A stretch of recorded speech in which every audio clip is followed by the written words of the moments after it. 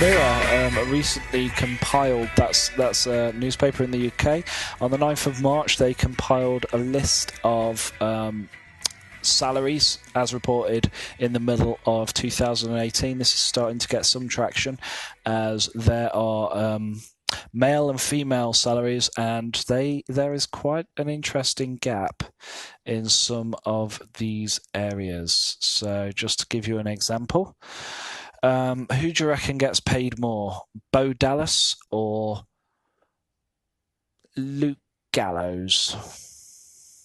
Luke Gallows.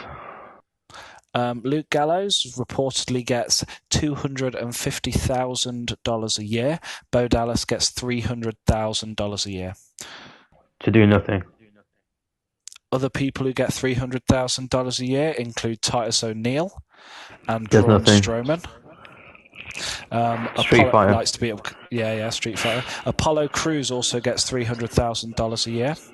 However, has yet to reach the giddy heights of Fandango, who is on $400,000. Isn't he injured at the moment? What does Tyler Breeze get? Tyler Breeze is currently appearing on the list as his details have not been published, which means he definitely gets nothing. Excellent. He's just there for the love, guys. Just there for the love. Just happy to be there. Just happy to be there completely. He hasn't been listed as having money. However, there are some other interesting things. So, Fandango, Heath Slater, Goldust are all on the $400,000 mark. Another person on the $400,000 mark, US champion or former US champion Shinsuke Nakamura. Sami Zayn, $500,000 a year, which is similar to Cesaro. Rhino, before he left the company, was $500,000 at the same time. And Big E, Xavier Woods, and Kofi Kingston, each netting $500,000. Slightly pipped at the post by R-Truth, who is $550,000, which puts him on the same level, reportedly, as Eric Rowan and Luke Harper. Matt Hardy or Jeff Hardy, who do you reckon is being paid more? Jeff. Definitely Jeff. Matt Hardy, $650,000, whereas Jeff Hardy gets a cool $1 million per year. Puts him on the same level as Bray Wyatt, Finn Balor, Sheamus. Just short of that. This one is going to get you quite angry, actually. Paid slightly more than Matt Hardy, $700,000, Sin Cara. $800,000, Rusev, Samoa Joe. $850,000, pretty much where he's always been, actually, but then he is a fairly consistent attraction. The Big Show. So that gives you an idea of some of it. The next person is going to shock you. Are you ready for this? It's going to make you slightly angry. Okay. $900,000. That is $100,000 a year more than Samoa Joe. That is more than Matt Hardy, Luke Harper, Eric Rowan. We are talking, of course, about Jinder Mahal. Jinder Mahal is How worth... the fuck did he manage to get that much money? Obviously, they felt that he was quite successful in his run as champion. They made quite a bit of money for them, so it would seem. Either that, or his merch sales are off the charts in the foreign markets. Who knows?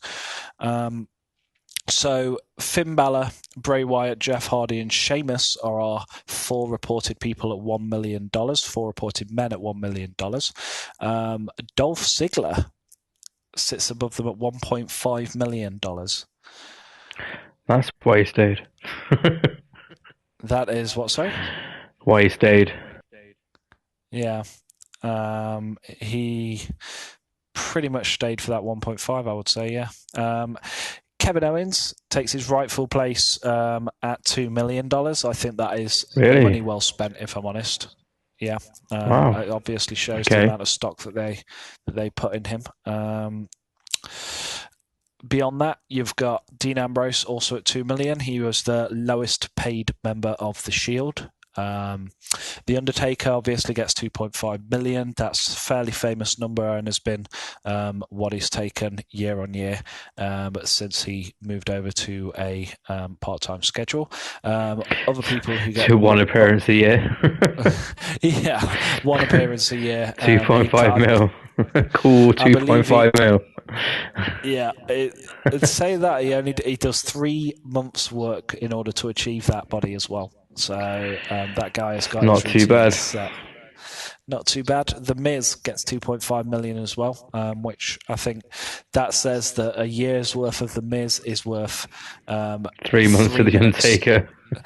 Yeah, 3 minutes of the Undertaker if you're going by last year's guaranteed guaranteed hours. Obviously, the Saudi Arabia deal was an extra bonus on top of his usual 2.5 million.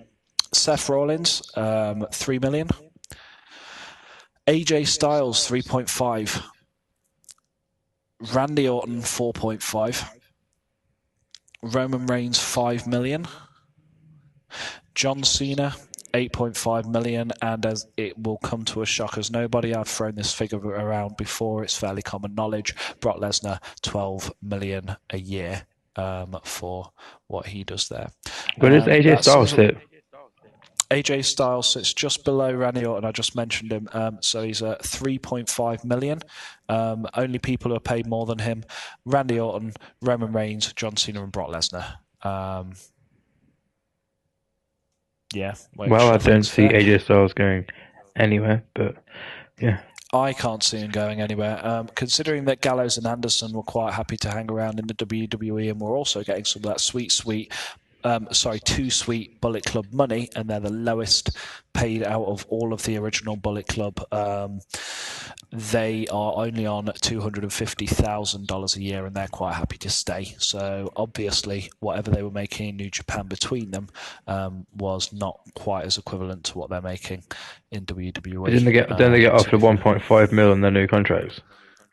They may have done. As I say, this report is the most complete picture we have of it, but the actual wages are taken from a wages report from back into 2018.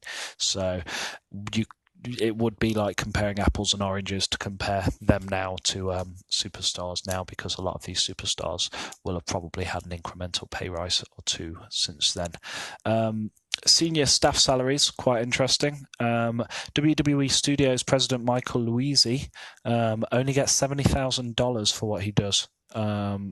He is the president of WWE Studios. That's their Hollywood arm and their non-wrestling arm.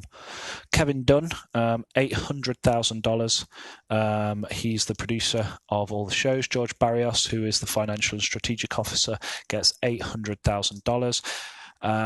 Triple H, vice president of live events, gets 1.1 million as the vice president role, plus an additional 1.65 million as his talent contract, and Vince McMahon, $2.4 million as chief executive officer per year. That rounds up the men. Now, let's talk about the women. And this is something that I find quite troubling at times. So the highest paid woman on the roster is Ronda Rousey at 1.5 million. That puts her roughly equivalent to Dolph Ziggler. The next tier of wrestlers paid less than her is Sheamus, Jeff Hardy, Bray Wyatt, and Finn Balor all get 1 million. That means that one Ronda Rousey is apparently worth less yearly than a Kevin Owens, than a Dean Ambrose, than an Undertaker, than a Miz, which is interesting in and of itself. But then when we go into the lower levels, that's where you really start to see things become a little bit disturbing. Nia Jax, $100,000. That is a third of what Apollo Crews gets a year. She has a lot more TV time as well. She gets a lot more TV time. Apollo Crews probably doesn't sell as much merchandise as she does. This is very true. Sasha Banks, $250,000 a year. So Sasha Banks is payment-wise, equivalent to an USO. Meanwhile, Naomi, 180,000. Then when you get down to the lower levels, you get Mandy Rose at 80,000, Ruby Riott at 80,000, Sarah Logan, Tamina, and Liv Morgan all at 80,000. The Becky Lynch and Asuka are also on that same tier as Sasha Banks, $250,000. Natalia, $300,000. Brie Bella, $300,000. Mickey James, $300,000. Mickey James makes more money than Becky Lynch and Sasha Banks and Asuka. There. Alexa Bliss, $350,000. Nikki Bella, $350. That must get quite frustrating between Brie and Nikki. And then Charlotte Flair, no shock here, $550,000. So she is the highest paid non-Ronda Rousey member of the female talent roster as of mid-2018, according to the Mirror there. Interesting points there. Carmella is the only person I haven't mentioned, and Sonya Deville. Carmella is 120,000 and Sonya Deville 100,000. Do you think that a Becky Lynch at 250,000 is worth less than a Goldust or a Sami Zayn? Well, no, the amount of money she's bringing for the company right now, just merchandise, she should be offering heavily a lot more money. That's ridiculous. Sin Cara at 700,000, which means Sin Cara is paid more than every single member of the female roster, barring Ronda Rousey. Sin Cara is on more money than Charlotte Flair. For sitting on an injury and doing nothing at the moment. Mm-hmm. Charlotte Flair earns as much as an Eric Rowan or a Luke Harper. Doesn't make any sense. No, if she's now the face of the company, then they should be paying her as the face of the company. Yeah, this is very true. I mean, I can start to understand now what AEW were referencing when they started saying that the women will be paid as much as the men. I can start to understand that now, because obviously the idea of Nikki and Brie Bella being on, it's okay, she's retired now. More.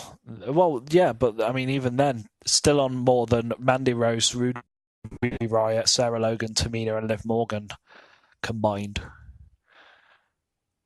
It's just shocking. Lana, $200,000 a year, puts her the same as Bayley. For wandering around. Yeah, none of this makes sense. They should really be looking and reevaluating their contracts to exactly what they bring to the table with everyone. I think so. It's certainly this does not look good on WWE at all. As an article, I mean, obviously, it's starting to get traction now in the American press. As a result, it's a lot of people are picking this up on YouTube. A lot of people are discussing this in the podcast industry because it's quite an extensive article. I definitely feel that this doesn't reflect well on WWE at all. Oh no, definitely not. Obviously, it doesn't reflect good on them. I mean, when they're putting a women's revolution at the forefront and not paying them for that, it kind of takes away from it, doesn't it? Like, on camera, it's like, oh, women, well, yeah, they're great, but we're not going to pay them anything. Yeah. I mean, if that made any sense. Yeah, no, that does make sense. I mean, Bayley gets paid the same amount as Kurt Hawkins. It's like, here's a Royal Rumble, but you're not going to get paid as much as the men for that Royal Rumble. Yeah, Nia Jax will have been the lowest paid person in the men's Royal Rumble this year at $100,000 per year. I mean, maybe she's signed a better contract since she's entered the Samoan slaughterhouse phase of her career, since she broke Women of Samoa. Becky Lynch's face. Yeah, but all in all, no, I find this very, very strange. I find it very, very strange. It does. So if Ronda Rousey, Charlotte, and Becky do main event WrestleMania, does that mean they get a bigger cut from all the sales? I believe that they do if their contract includes bonuses. But if it doesn't, they're going to get nothing from it, apart from being in the main event. Yeah, I mean, usually, as is my understanding, although money is very often seen as bad form to discuss money, especially with people who have dealt financially with wrestlers, which means that Jim Ross doesn't talk about it, Bruce Pritchard doesn't talk about it, Jim Cornette doesn't talk about it. So usually you're relying on the wrestler's own words as to what they get, but effectively, merch sales they're given a percentage of merch sales if they get over, and their contract will probably have that, but actual event gate and similar things, that will only be reserved for your Ronda Rouseys, I was going to say just for Ronda Rousey, yeah. The kind of people who are considered a draw. I mean, maybe if they draw at WrestleMania one year, perhaps Becky will have that leverage and power next year to review a contract. Wouldn't Becky be the draw right now, not Ronda Rousey? Well, the consideration would be that Becky wasn't on that type of contract. It's all sits within contract law. I mean, I do think this is going to fizzle out, so we have to see where it goes. Well, I mean, that's just mishandling on WWE's part, but it's certainly an interesting kind of look, isn't it? Yeah, into what they're actually doing behind the scenes. Definitely. Definitely. Definitely. They're on Anchor. They're on Spotify. They're on Spotify. They're on Google Podcast. Anchor. There's a person.